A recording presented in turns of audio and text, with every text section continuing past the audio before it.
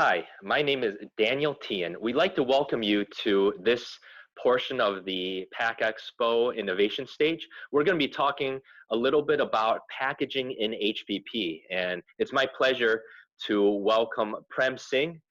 He's Chief Technology Officer at Teinnovations, and he's also an expert on packaging in HPP or HPP in general. So we'd like to pick his brain today and learn a few things. So maybe to get us started, Prem, will you please give us a brief overview of HPP and just the importance of the packaging in HPP? Yeah, thank you, Daniel. So this presentation is the role of packaging innovation for successful HPP process. So obviously, we start with HPP a little bit background. So why HPP? Well, HPP is a smart choice, very popular choice now as an alternative to thermal processing, which means that you heat the product in oven or continuous oven and so forth, so forth. So why HPP?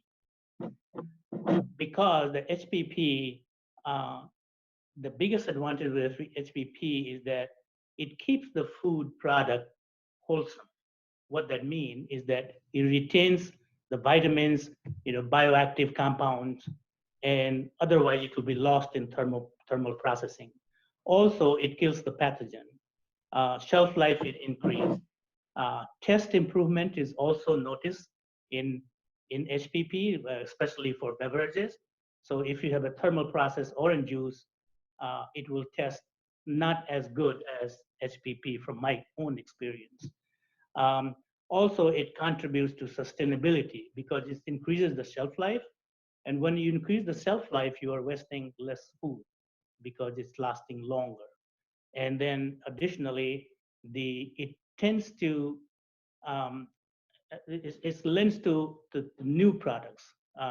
So for example, new fresh product, which doesn't have the lot of chemical preservative, like sodium diacetate and lactate, which sounds weird in hot dog. So this process allow you to develop new product, healthy product, maintains all the vitamins and the bioactive compounds where, it could be even anti-carcinogenic.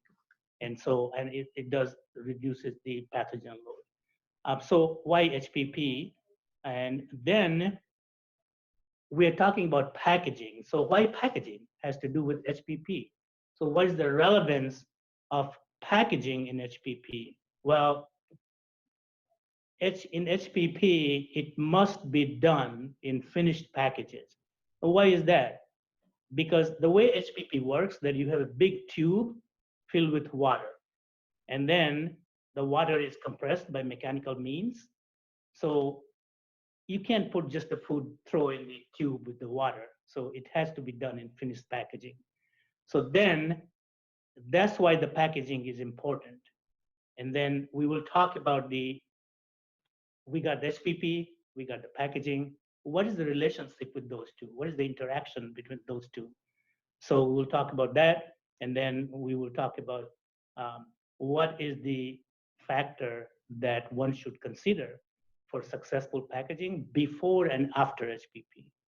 And then on the right-hand side, you will see the graph. It just shows the business, the HPP business where it's going, and you can see that it's growing 18%. So it's a fantastic thing to do. All right, and now you spoke a little bit about how the packaging interacts in HPP. Are you able to just spend a few minutes speaking about a few more details on how that interaction happens in HPP? Yes, thank you, Daniel. So it's very important because we talked about the HPP tube, packaging goes into the tube, and what happens, those packages in the tube with 87,000 PSI. So by the way, in that tube that we mentioned, high pressure pasteurization, is 87,000 PSI, which is as if you are putting 3 big elephants on a dime. So imagine that, 3 elephants on the dime. That much pressure is applied in HPP, and your package is in that chamber, which is 87,000 PSI, right? So it's more than the deepest ocean, for example, a lot more. So it's tremendous amount of pressure is put into the HPP. So obviously packaging will have to survive that. So interaction of the packaging in the HPP is very important. So fundamentally, what you need to know. And we're talking about also innovation, right? So you can't innovate until you understand what happens in the packaging in the HPP. So this key element to understanding here is that packaging material, uh, they compress under pressure. So for example, film and the container, they all compress. So it's important to understand that what that compression does. Is the package fails, what kind of package survive, what kind of package doesn't survive. So understand that packaging material will compress. Barrier properties of the film might be affected in HPP. Why we are talking about barrier properties here?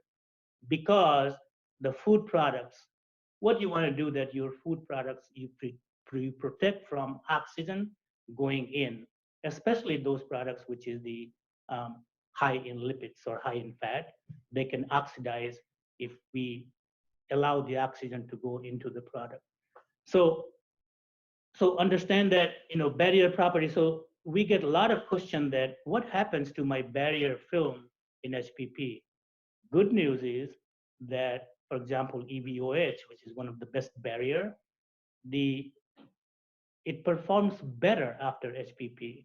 So the performance gets better. And why is that? It doesn't make sense, right? Because you're exposing 87,000 psi to the film, you will think that will destruct it. You will destruct that, but no, because this is very important that why that happens. Because what happens in HPP that much pressure is that molecular construction, the EVOH has two molecules, ethylene and vinyl alcohol. And what happens that under pressure, they reorganize themselves.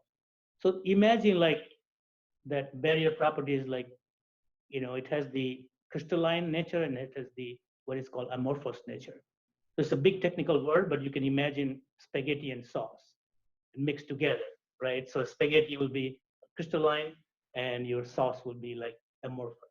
So what happened in HPP, that those spaghetti type molecules, they align themselves and they get organized. Once they organize, then oxygen will have difficult time to go through a spaghetti. It will be easier to go through the sauce because there's no path, resistance path. Okay, so the third thing of understanding is SPP pressure is uniform in all directions. So the size of the packaging doesn't matter, shape doesn't matter, which is very important compared to what we talked about the thermal processing. Because thermal processing, if the size is bigger, then you have to spend more time to reach the temperature in the middle. SPP, no, it doesn't matter because its shape and size is, SPP, the pressure is all from all directions. Food will compress as well, and food will compress 15%. As we talked about, film will does too. One of the things that SPP does not affect the covalent bonds. Why it's important? Because of the fact that it doesn't affect the vitamins or bioactive compounds. So it's a big benefit.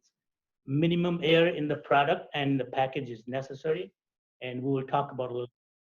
So this is the interaction of the packaging in HPP. So when you are doing innovation, we must look at these factors. That's a lot of information, a lot of good information, Prem. Thank you very much. But with so much, will you just sum up maybe high level, what are four most desirable characteristics here as far as packaging for HPP that people really need to hone in on? Thank you, Daniel. Good question again. So we talked about that we do innovative activity or innovation for purpose, right? So you have heard somebody said that, the innovative clocks are no different than old clocks because they're not running faster or slower. Yes, the new clocks, they're not running faster and slower, but they offer you more functions like your heart rate, calorie counts. And so what we are trying to do that not change the physics, but we are doing innovation for purpose. And purpose is well defined, like Daniel mentioned. So So the desirable aspects of this successful HPP that it must have low or no leaker rates. What's the leaker rates mean? So you put the packaging in that tube, which has 87,000 PSI, and what happens that packaging starts leaking, right? So you will think that 1% leaker is not that big deal, but if you think about 100 million, packages going in, 1% is 1 million of packages defective. It could be a big problem. It could be food safety, recall, stuff like that. So in successful aspects of that, you must have low leakers or no leakers in HPP. Not only during HPP, but after HPP. So you can create all the good things in HPP, no leakers, but if it's not going to survive post HPP process like freezing or transportation or even store, it's no good because you're creating a lot of leaks. Has to be easy peel. This is consumer demanding nowadays that it should be easy peelable, and we see from marketing demand all the time from all kind of food processors, they want easy peel. So it has to be easy peel. Yet it has to be surviving in the HPP. Shelf life, oxygen barrier, MAP, we call it, modified atmosphere packaging, and that is for good shelf life and product quality. And then also very important is the cost optimization. You can do all these things, good thing, innovate, but if it's not affordable, it's not going to work, right? So we do the cost optimization as a part of innovation that we are doing. Smart material selection, product and headspace, and air loading pattern and shapes. They're all related to cost. So again, low leaker rates, easy peel, shelf life, and better cost. Nice. Thanks for that summary. But when we're talking about putting packaging together, we're talking about, oftentimes you mention the word sealing.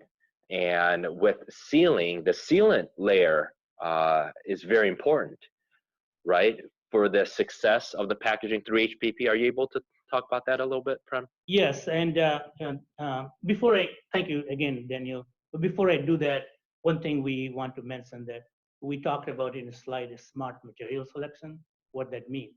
And that means that we will be able to help through our innovation that what is the best material and the smart material, meaning that, why you need that thicker material, or why you need, oxygen barrier to begin with, or, is that compatible with food safety, or is it compatible with, your desire, clarity or marketing aspect. So, but we know how to select material for you. So just, you don't have to know all the chemistry and physics of the film, we'll select for you. And then now, Daniel asked us that, okay, so you talk about the peeling is important, and so is sealing is important. In our opinion, and you realize that the leaker rates relates to whether or not that seals properly. We call it hermetically sealed. So there this is one of the focus of innovation. So because remember, we are exposing this to 87,000 PSI. So seal will have to survive, right? So your proper selection of the sealant, which is the sealing layer, is very important. We will talk about a little bit sealant chemistry, which relates to our innovation. And container and bottle must be sturdy but flexible and reversible because it compresses. Remember we talked about compressing? And if it doesn't come back, then it's not good. The wider containing flange, we will talk about bottles and container shapes are important, we'll talk about. And then induction seal on the bottle caps. But we'll talk about next slides. So on the right-hand side, there's a table, and we have looked at all the sealant as a part of our innovation, like EVA, which is a typical sealing layer for HPP containers, but not all the EVA is same. And you can see that there's a lot of lists there, but you don't have to be physicist or chemist here because we will select the right sealant material for you. Okay. Great. That's very comforting to know that. We don't have to be a chemist in order to come up with a proper package for HPP. So let's say we do have the right film and we do have the right chemistry. What about the actual sealing process? What about that can either contribute to the success or failure in HPP, Prem? Right. It's a very good question. It's like you have a best car, but if you don't know how to drive it, it's not going to work, right? So therefore, you have a sealant, you have all the chemistry and physics of the sealant and the film and the container, but how you're going to put together in practice was the process. So this one kind of gets you through. There are two kind of sealing process. One is like bag. So you got food product in the bag and you are sealing same substrate, right? So bag is internal surface is sealing to the internal surface of the bag. So it's a substrate to substrate. Then the other sealing process is like hummus or salsa, where the container is made of, let's say, PET, and the sealant layer is made of EVA. So it's a different substrate, right? The sealing partners are different, as opposed to in the bag, sealing partners are the same. So so for multi-layer film, we look at low seal initiation temperature, which means that it seals at lower temperature to prevent effect of other film layers. It must be sealing through the contaminants, because if you're filling that tray, the sauce or cheese will be on the flange, and the film, our innovative film, must be sealing through those contaminants. Hot tack strength, uh, for those who don't know hot tack is the strength of the sealing during when it's hot. And why it is important, because when we seal it, it doesn't cool down immediately, but the product is moving. So during that mechanical action, it can't come apart. So hot tack strength is necessary. Hot tack strength, and which is the withstand or should be robust enough to take care of the HPP stress. And of course, there are three things that very important: pressure, temperature, and seal time. So right amount of pressure. And why the pressure is important? Because pressure brings down the sealant layer to the substrate closer together, intimate contact. But too much pressure is not good. Many times we'll see that if it's not sealing right, you go up in the pressure. Well, that's kind of going backwards, because what happens that if you excessive pressure, the sealant ooze out and it's no good anymore, because there's no sealant to enough sealant to seal it. Temperature is also important, because it melts the sealant, but has to be properly calibrated temperature. Seal time is important, because many times we see seal times will be 2 seconds, but the contact between seal bar and the film is not what shows on the panel. The mechanism of the sealing is just described in that slide, and you don't have to worry about that, understanding it, but just have some concepts.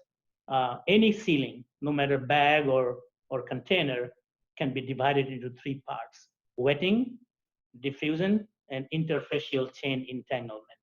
Now, it's a lot of words there, but again, you don't have to worry about, come to us or come to if you need some help.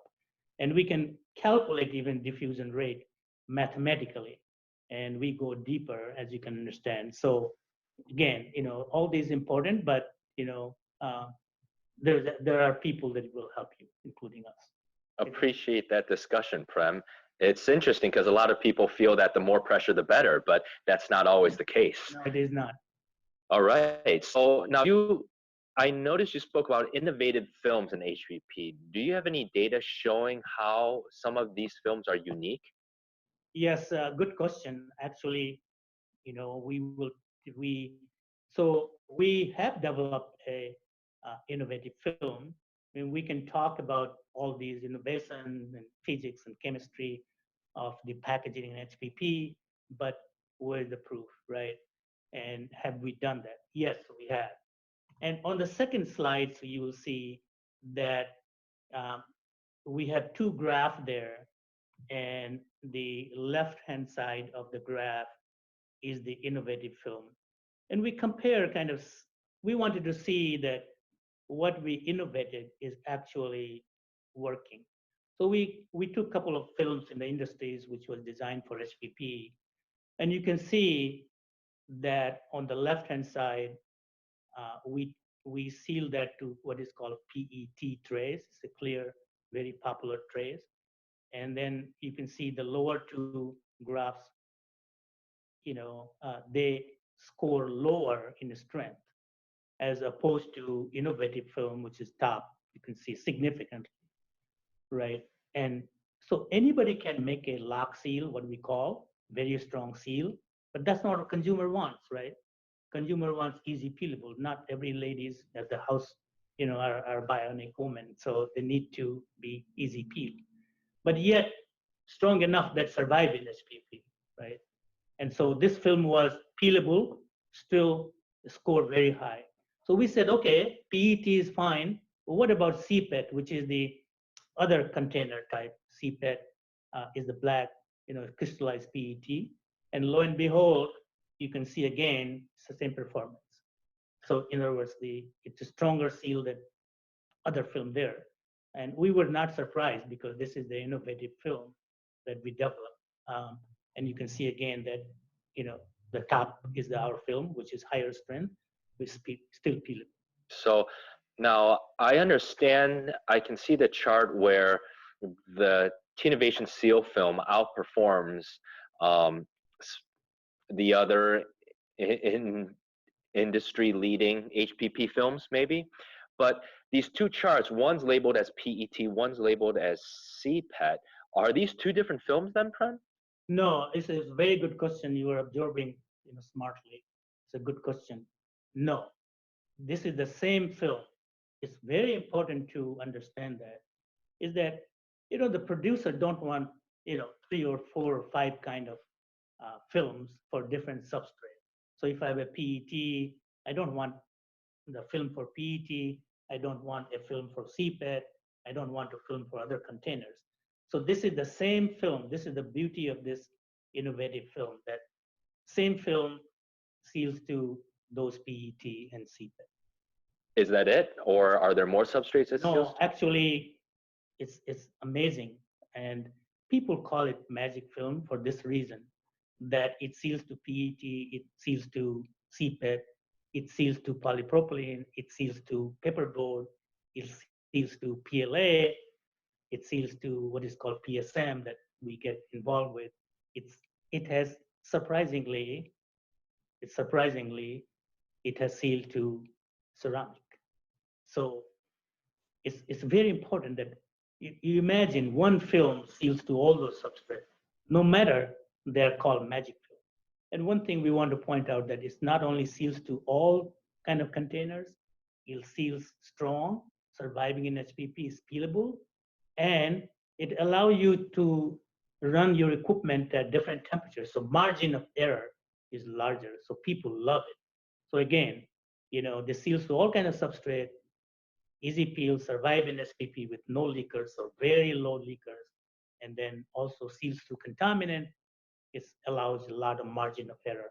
Wow, that's pretty amazing. One film that can do all that. Now, let's get back to this HPP. You mentioned that headspace. We want to try to minimize headspace, but you had a case study, right, where there was a significant amount of headspace and it still worked?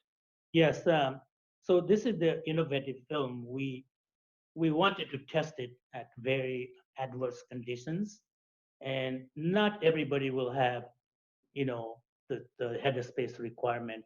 Some products are, a lot of air in it. So what we did, that on the bottom of this slide, slide number 8, you will see that a clear container, and that was polypropylene container, and we did not put any food, so it was completely filled with air. And we said, okay, let's see what happens in HPP. We went to 87,000 psi, 3 minutes, which is a typical HPP parameters, and you can see here that the actually package collapsed, but the film remain intact on the surface. So question is, hey, wait a minute, did you make the lock seal? No, it was still peelable. Here's the beauty that, so what we are saying that if there's a margin of error, you don't have, perfect ideal headspace, or the product may have some error. So, this film will survive. We're not saying that, you create intentionally worse conditions, but, even adverse conditions which it may exist, it survived. And then at the top of um, this picture, we intentionally, we contaminated with applesauce, and it seals through, which proves that, what we were talking about. No matter, industry call it magic film. Wow, that's amazing. With 100% headspace, it's still passed. That's pretty unheard of. Now, what about, real quick, let's talk about flange. Yeah, so we talk about container, as a part of innovation, we studied that, like container. So flange is the lip that the film is sealed through, and we found out that, on the right hand side, the picture on this slide, you see the PVDC film, and we have 35-day shelf life. And the left-hand side is the wider flange, and right side is the narrower flange. And people ask that what wider flange means, and we say that quarter of an inch. And you can see that on the left-hand side, the guacamole were perfect shape; they were looking fresh looking. And on the right-hand side, you can see the brown ring. And why? Because you seal it through, and the oxygen is still going through the sealed surface. So there's a rate of penetration, we call it diffusion rate. And so if the white flange is very narrow, at the given rate, it approaches earlier, and then it oxidizes, in this case, guacamole. So it's important to have the wider flange. Again, we will help you selecting the flange width. It's very important though, because, everything, you can do right, but by not having the wider flange, you have problem. On the left, very left-hand side, we are showing that the Alex film, which is the another barrier film, and Alex stands for aluminum oxide. It's an excellent barrier, but it fails into HPP, because what happens that, this is a metallic coating, and then the fracture. And we don't have time to go through all the electron microscopy that we did, but we said that don't do Alex film. So it kind of shows the, innovative activity that we do. But again, once more, you don't have to be expert. We are there for you. Nice case study, Prem. What if someone says, wow, 87,000 PSI of pressure? How do you know that it's not contributing to contamination of the food, the film? That's a very good question. It's a serious question, actually. Is that, okay, so we're going 87,000 PSI, we talked about, 3 elephant on the dime, but am I eating the plastics in the food? Because at that pressure, is the plastic is deteriorating, or what's happening that does the plastic go in my food? And we talked about all the health and benefit, but I don't want to eat plastic, right? So it's a good news. The research shows that it's a free of plastic, at that pressure. But I think we recommend that you test that, and we can help you testing that. And here in the slide we have the European standard, which outlines how you will test it. And so what they do, that they define a simulant of the food, and then they extract that and find out that, whether or not the plastic material is there. So not going to go in detail too much, but it's here for everybody. But there are methods available. But the good news is that, typical films are not contaminating in HPP at that normal pressure and the temperature. Great.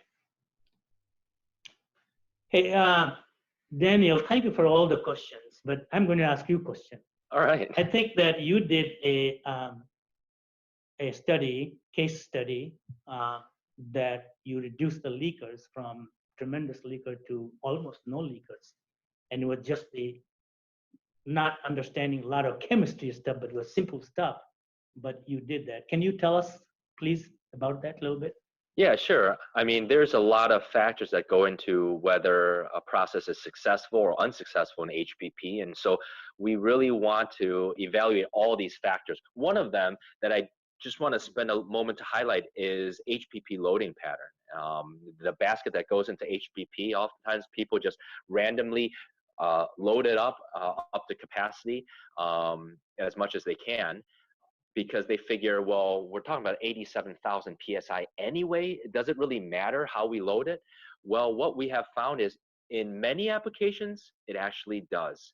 And we were able to take a high leaker rate, reduce it, but even through loading pattern, take the already reduced leaker rate and pretty much get it down to zero. So depending on your specific application, we can look at it and see if loading pattern makes a difference. An added benefit, not just leaker rate, but we were able to, because of our loading pattern, we were actually able to help the customer get 33% more product into each load. Each HPP machine costs several $1,000,000. So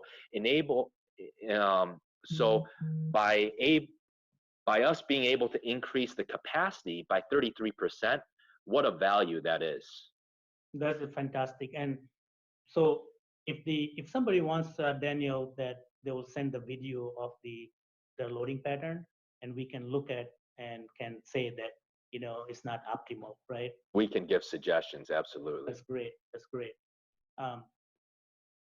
One of the things that we want to emphasize before we leave is that oxygen barrier question in SPP, and because as we said that you don't want too much oxygen in the food because quality is deteriorating if there's a lot of oxygen going through the film. So we are doing HPP for shelf life and good product quality, but if we ruin it, it's defeating the purpose. So what we wanted to say here that all oxygen barrier films are not the same. For example, EVOH we talked about, and all EVOH is not the same because we change the molecular structure a little bit, and you can see 5 times performance goes better. So ethylene and vinyl alcohol ratio changes. So we just wanted to put out there so that you understand, and then that why you are getting still bad shelf life, because maybe the right EVOH was not selected. So the barrier film, selection of the barrier film is very, very important. All right, very cool. And then you had a neat little technology too that you wanted to highlight with HPP? Yes, this is exciting because any process needs some control, right? So we're doing HPP, time and temperature and pressure, but is there any control available so that you can make sure that it has gone through the SPP or met the right pressure or right temperature? So this is a little button here, and which indicates what pressure was exposed to. And it's kind of very controlled. It's a mechanism that controls your process so that you don't ship the not SPP product in the marketplace. Did not achieve that. So it's available. It can be printed right onto the film, so you don't have to put the button on them. So it's a very, very innovative technology that offered there. Very good. Prem, thank you so much for all this information. It's a lot to take in, and the goal here isn't to make everybody HPP packaging experts in half an hour, but we did wanted to highlight some specific case studies on this page. If you're doing anything with juices or HPP or bottles through HPP, there's a link here that you can go and watch a specific case study for bottles on HPP for more information. We really want to work with you and see what your specific application needs are as it relates to HPP and otherwise. So we encourage you to please contact us so that we can listen to what your project is all about and help you achieve success. Thank you very much for joining us today.